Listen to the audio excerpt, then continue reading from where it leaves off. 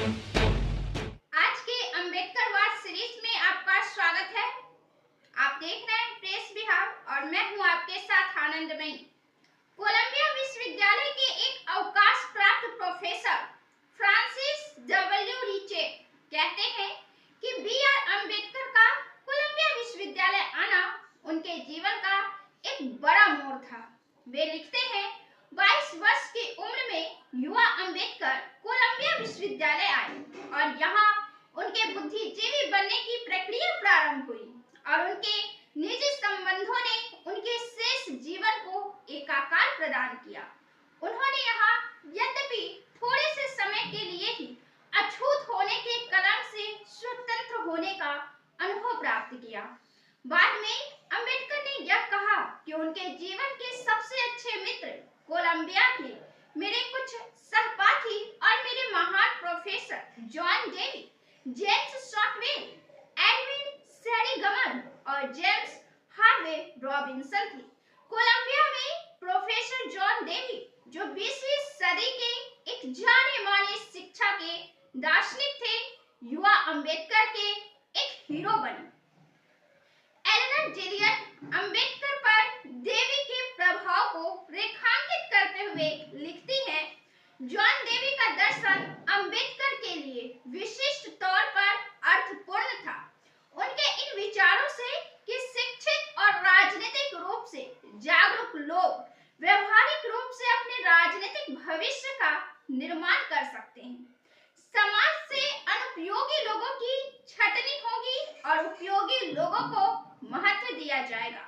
अम्बेडकर को उनसे प्रोत्साहन मिला।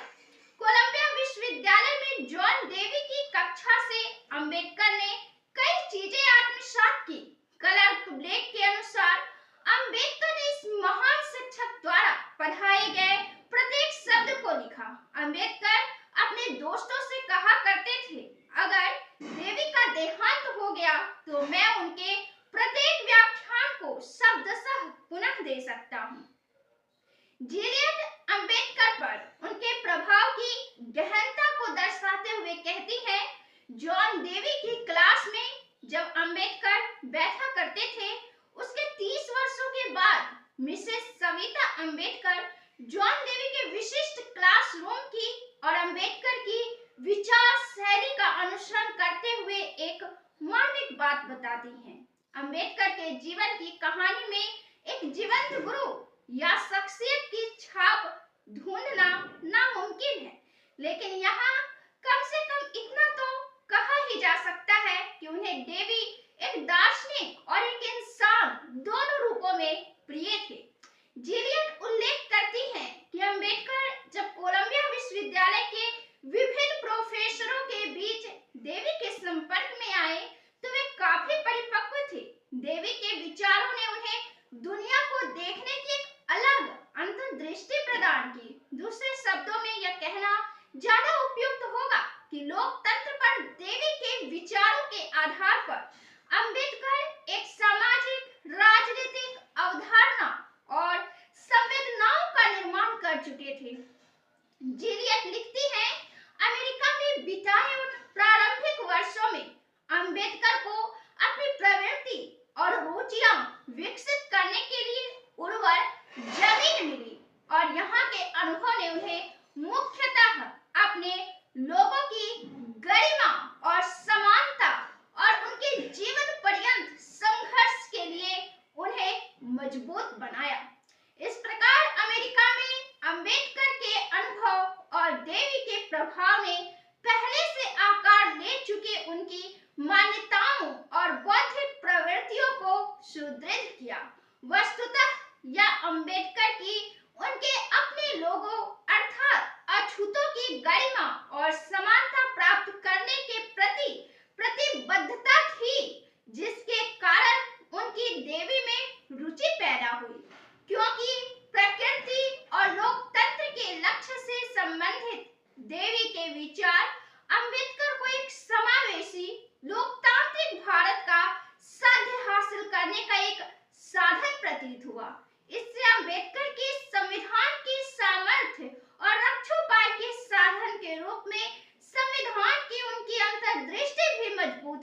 इस प्रकार इन लोकतांत्रिक प्रयोगों का अनुकरण उन्होंने भारतीय संविधान के साथ किया। हम जानेंगे कि देवी कौन थे और अंबेडकर उनसे कैसे प्रभावित हुए, कैसे मिले थे। हम जानेंगे कि जॉन डेवी कौन थे। जॉन डेवी का जन्म 20 अक्टूबर 1859 को हुआ था और उनका निधन 1 जून 1952 को हुआ। एक अमेरिकी दार्शनिक, मनोवैज्ञानिक और शिक्षा विशारद थे। उनके विचारों ने शिक्षा और समाज को गहरे रूप से प्रभावित किया। देवी एक महत्वपूर्ण व्यक्ति थे जो व्यवहारिकतावाद के दर्शन से जुड़े हुए थे और व्यवहारिक मनोविज्ञान के संस्थापकों में से एक थे। उनका जन्म अमेरिका के बर्लिंगटन, वेरमोंट में एक साधारण से परिवार में हुआ था। देवी के शोध की विषय वस्तु लोकतंत्र में उनकी गहन आस्था और इसके साथ ही राजनीति, शिक्षा, संचार या पत्रकारिता के इर्द गिर्द था। 1888 में देवी जब मिशिगन विश्वविद्यालय में थे तब उन्होंने स्वयं कहा था, मेरे विचार से लोकतंत्र और मानवता का सर्वोच्च नैतिक आदर्श समानार्थक है। देवी ने स्कूल और नागरिक समाज को 2 मूलभूत तत्व माना जिन पर बौद्धिकता और बहुलवाद के प्रयोग को बढ़ावा देने के उद्देश्य से ध्यान देने और उनके पुनर्निर्माण की जरूरत है। देवी ने यह दावा किया कि वास्तविक लोकतंत्र सिर्फ मताधिकार के विस्तार से हासिल नहीं किया जा सकता है, बल्कि इसके लिए यह भी सुनिश्चित करने की जरूरत है कि एक पूर्णतः निर्मित लोकमत हो। यह लोकमत नागरिकों, विशेषज्ञों और राजनेताओं के बीच आपसी संचार पर आधारित हो और इस प्रक्रिया से अपनाई जाने वाली नीतियों की जिम्मेदारी राजनेताओं पर हो। इस वीडियो में इतना ही। आगे के वीडियो में हम जानेंगे देवी और अंबेडकर के और भी गहन विचार को और किस तरह अंबेडकर देवी के विचार को व्यवहारिकता का अमली जामा पहनाए।